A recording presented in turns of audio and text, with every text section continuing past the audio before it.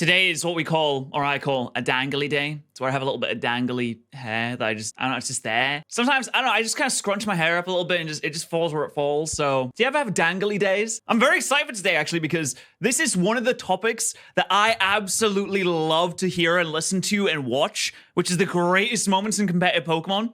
I am so excited that VGC seems to be getting more popular the last couple of years, with a lot of content creators coming up and becoming more I'd say mainstream, just more viewed, which just seems like a great thing to me. Like Moxie Boosted, for example, there's a ton of VGC creators out there now. It used to be, time was, back in the day, mostly singles was what was talked about, but now we got a lot of VGC creators out there talking about a lot of really cool things, and I think this is great. In the competitive gaming space, most scenes have super iconic moments that come to define what the games are all about.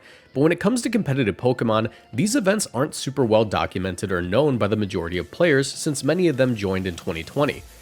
Exactly, that's what I'm saying. It's like more of a recent thing, and the championships of years past. I mean, the main things that I remember from championships that have happened before is Wolfie won Worlds in 2016, World Championships 2014. Obviously, this happened. Pachirisu became the world champ. And that's like mostly it. I know Rizzo won 3 world championships in a row, and that's pretty sick. But I don't really know many other things. So today, what I aim to do... Oh, apart from Iron Cybertron Zheng missing Will-O-Wisp, and it was like a really important miss. I don't know the context of that, though. ...is present to you some of the most iconic moments in competitive Pokemon for you to tell your friends, family, or your date until they inevitably realize that you might be just a little too into Pokemon and keep you at an arm's distance from... Damn, that's a throwback picture. That is an iconic one. I'm pretty sure this is a British picture, too. Or maybe they show a genuine interest and you finally found the one.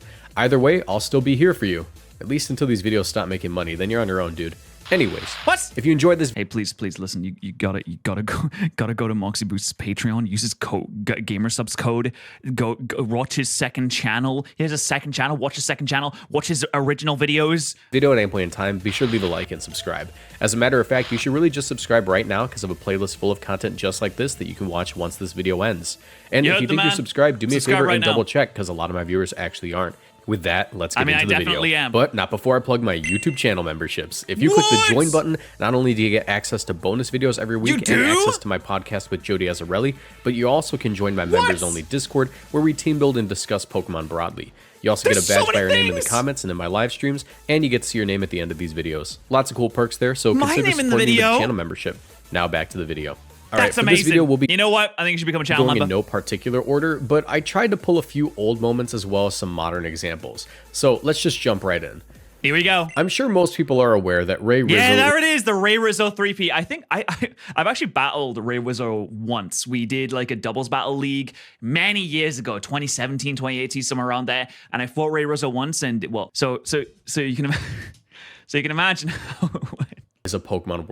You can imagine how it went. So yeah, it went about like as well as you could have expected. This is a draft league where I had me and Luke against A-Drive and Rizzo, and you know didn't go great. World champion. His long and storied career goes back to the early days of VGC, and we're forced to watch the battles from people's recordings of the screen at the event that they just upload to YouTube.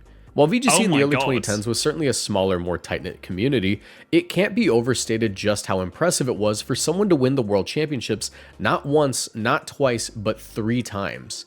You have to remember, like, even if Pokemon wasn't as popular as it was at its peak during that time, it's still one of the most popular franchises in the world, even during the Gen 5 dip where people weren't as concerned with it, especially on the competitive side. But, like, being able to be the #1 in the world for 3 years in a row, singularly, not even a team, singularly the #1 3 years in a row consecutively, that is just incredible. I mean, people say that, oh, Pokemon's not a skill-based game, Pokemon's a luck-based game, you know, it's all up to luck, it's not even, you can't strategize or anything like that. I mean, well, I don't think people say you can't strategize, but people say it's mostly luck-based. I think this shows that if you're consistently at the top, like Rizzo, like Wolfie, like he's even in this one, Wolfie's in this one. If you're consistently at the top of the leaderboards in almost every single event you enter, sounds pretty skill-based to me. I don't know. While a lot of the information from these older events is lost to time, the results are not. In 2010, Rizzo traveled to Hawaii to compete in the World Championships.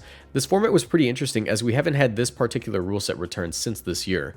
This rule set allowed for the teams to use up to 4 restricted legendary Pokemon, but you were only allowed Four legendaries. Bring 2 of them to each battle. You can bring 2 to each battle. Oh my goodness! I mean, that's just legendary spam deck. Ray opted to run a team of Groudon, Kyogre, Dialga, Cresselia, Hariyama, and Ludicolo for this event.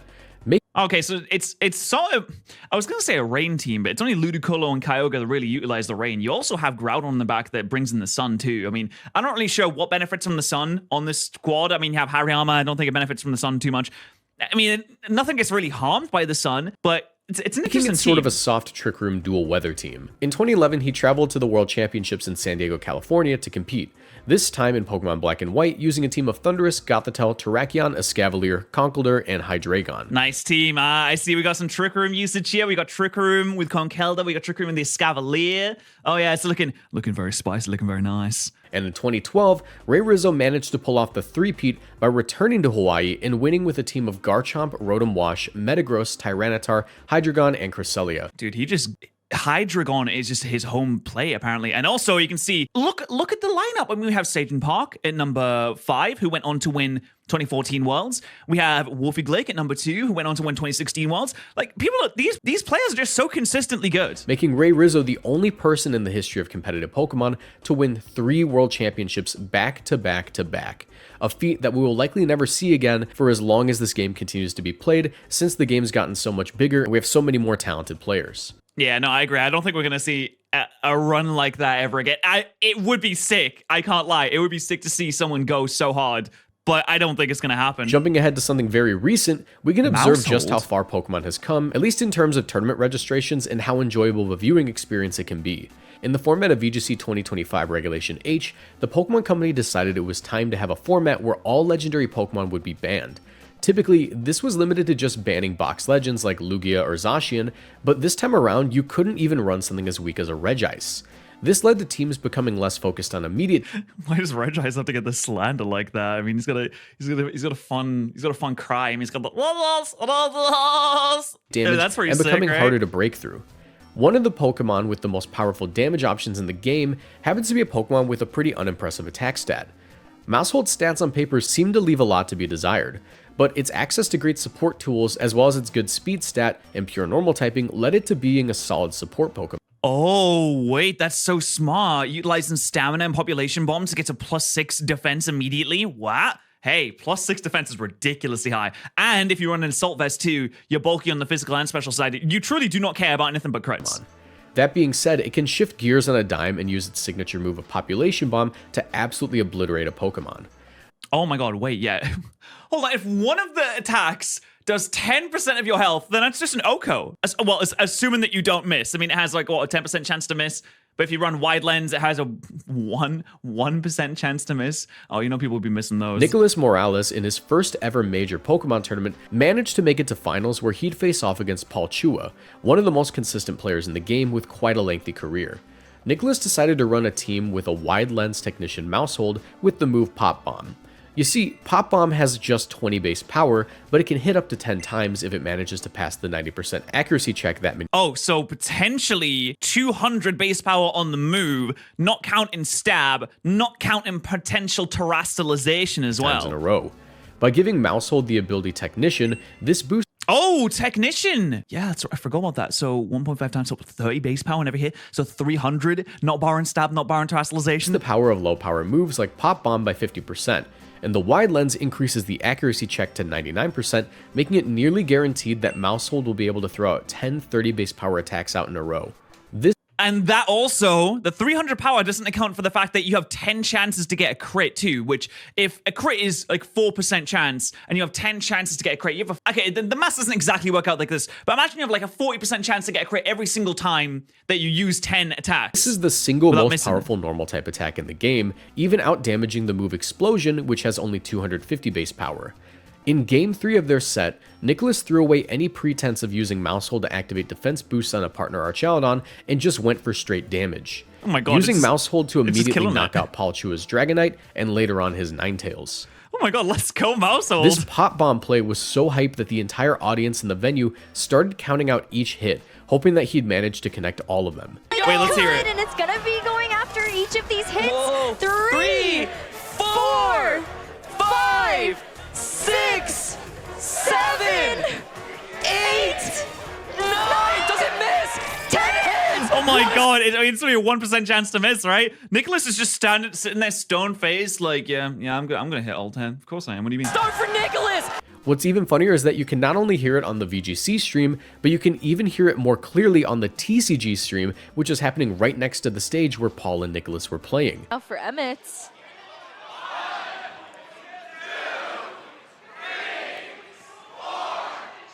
So that's actually really funny. The context of the TCG stream. So people are just randomly watching this TCG stream, you know, throwing out they're throwing out their Ogre's Mask. They're like, I activate Ogre's Mask, Yugi.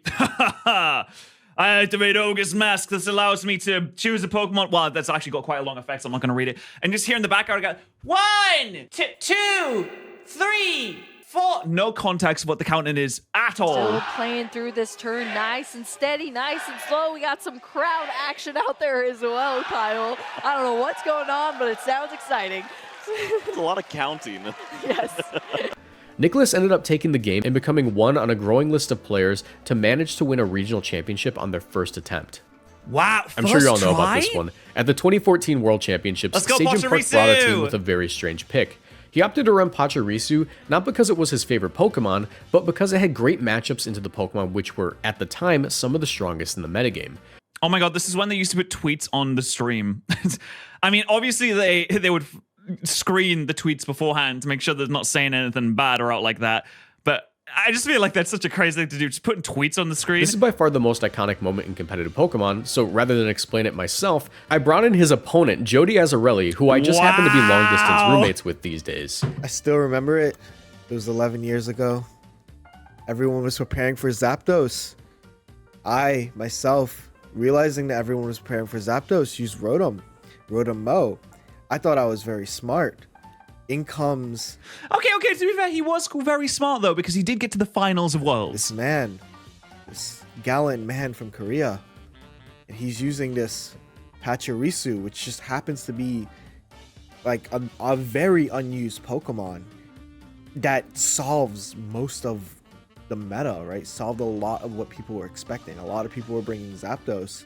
I mean, it takes a bright mind to realize everyone's using legendary Pokemon. Pfft, I'll get the rat. I'll get the squirrel to do my job for me. It takes a very smart man, but not as smart as the people who use code Patterrz at Gamer Subs, of course. And Pachirisu walls Zapdos. And everybody just watched their Zapdoses in hand getting destroyed one by one. And I was there to play them in finals. Where, I mean... Oh, that's so sad. Right? That's so sad. It's okay, though.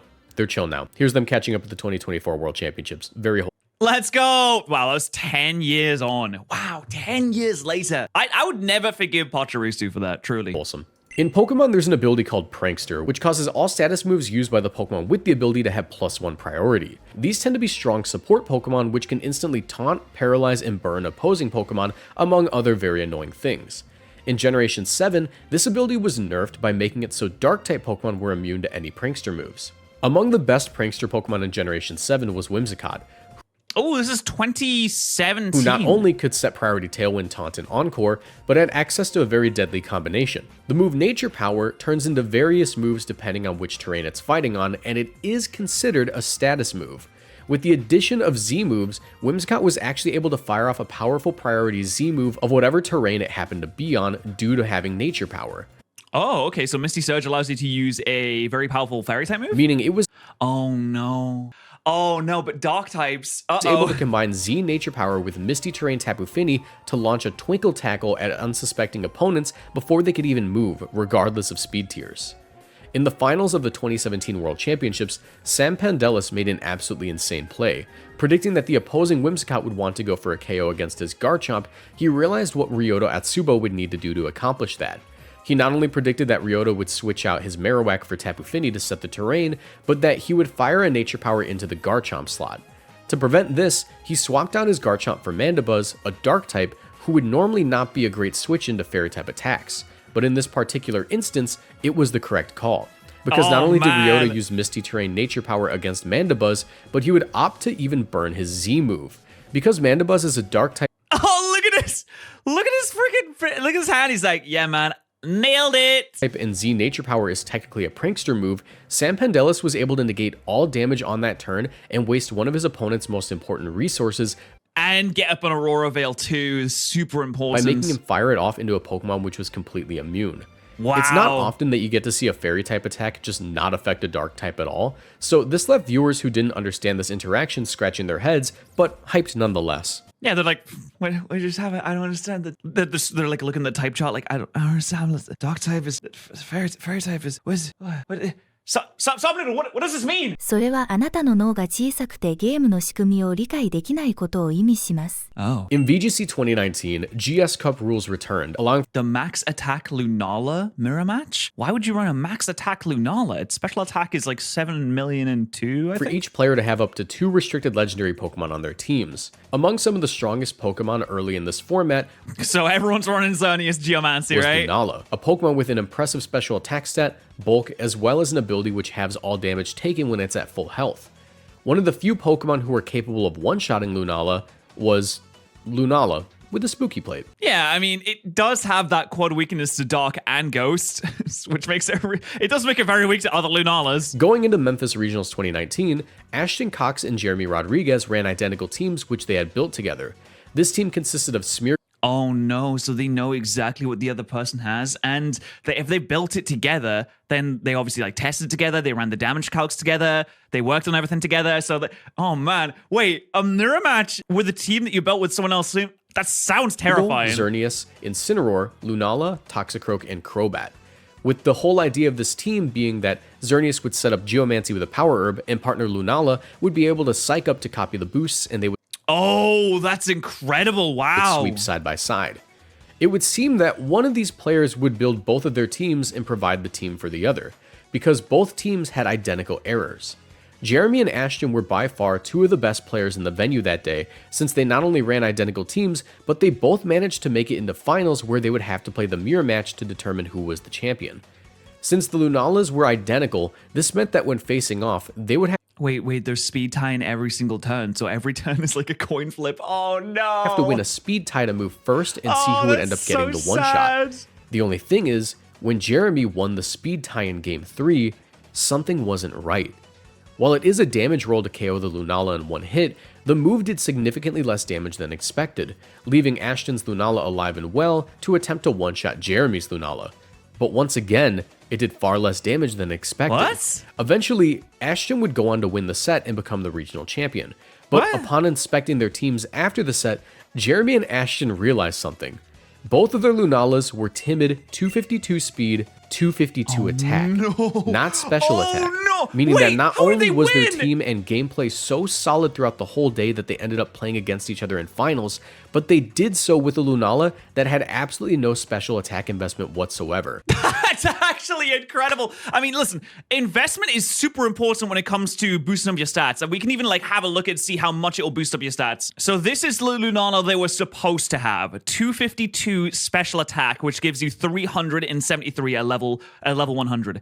Instead, they went max attack. So if you set this to 0, it went down to 310 instead of 373, which in a competitive format where everyone is at the top of their game with the best Pokemon you can get, that is a massive, massive loss of power. Oh my God. Well, okay, just out of curiosity. Hey, I mean, at least they had, 264 attack, which actually would have been really bad for them because Foul Play is a move that takes your opponent's attack stat and uses it against them and is also quad effective against Lunala. So Foul Play, if it was used on them, would have done way more damage as well. Oh dear. How this error happened is anyone's guess, but it just goes to show how skilled both of these players are.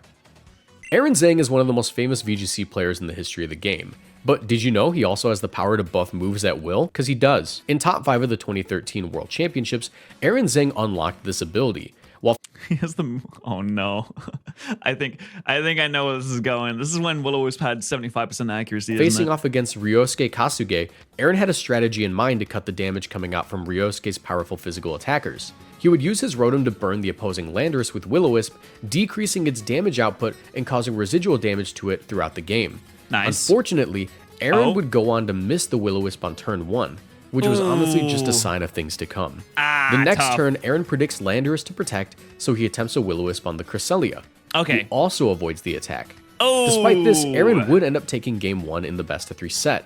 Hey, that's impressive to have a couple of really important misses like that and be able to come out on top. Still very impressive. You may say, oh, but Will-O-Wisp isn't so important on Cresselia, but this is when Burn did a lot more damage. It did double the damage that it did now. So that overturn damage, still very important. In game 2, however, he would attempt a similar play. Okay. Trading getting paralyzed on Rotom for another attempt at burning the Landorus. All right, who would swap into Iron Fist Conkeldurr, who Aaron once again would miss the Will-O-Wisp. Oh my god, Iron Fist Conkeldurr. It doesn't have guts, so if you burned it, it would have been so good. Against.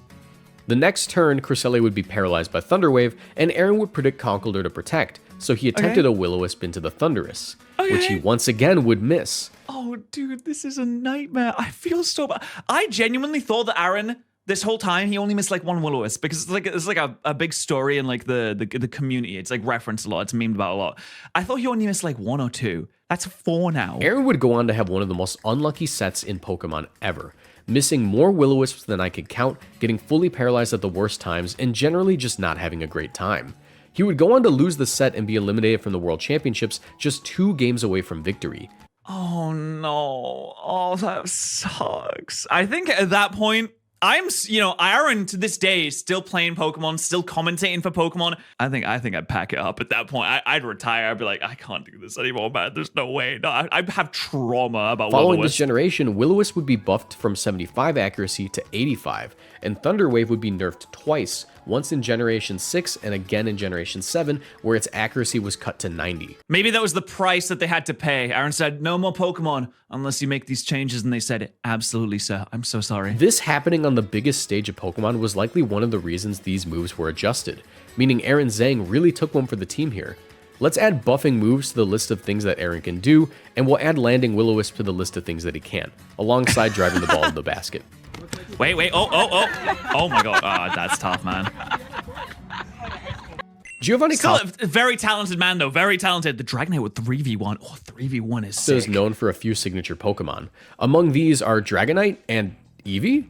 Us? Yeah, Eevee in Generation 7 actually had a competitive niche. Its signature Z-move would cause Eevee to get +2 boosts to all of its stats. Oh, that's right. Extreme Evo boost. Also, I remember when Eevee, some of Z moves would like copyright claim your video if you tried to post it. So you'd have to cut out the Z move in order to post a video, which seems stupid. I mean, thankfully it's a lot better now. It doesn't happen anymore. At least no one posts content with Z moves in it anymore, at the very least. But it's still freaking stupid when it happens. Eevee to baton pass these stat changes to a partner Pokemon. Giovanni was famous for employing this strategy more than anyone else in the scene, with him recognizing that Dragonite was an excellent baton pass target due to its great bulk and offensive stats. At the 2017 North American International Championships, Giovanni Costa would pilot a team that employed this strategy. I like how he says pilot, as if the team is a jet plane, which honestly, a good Pokemon team is like a well-oiled machine and requires more intelligence to put together. Well, actually, no.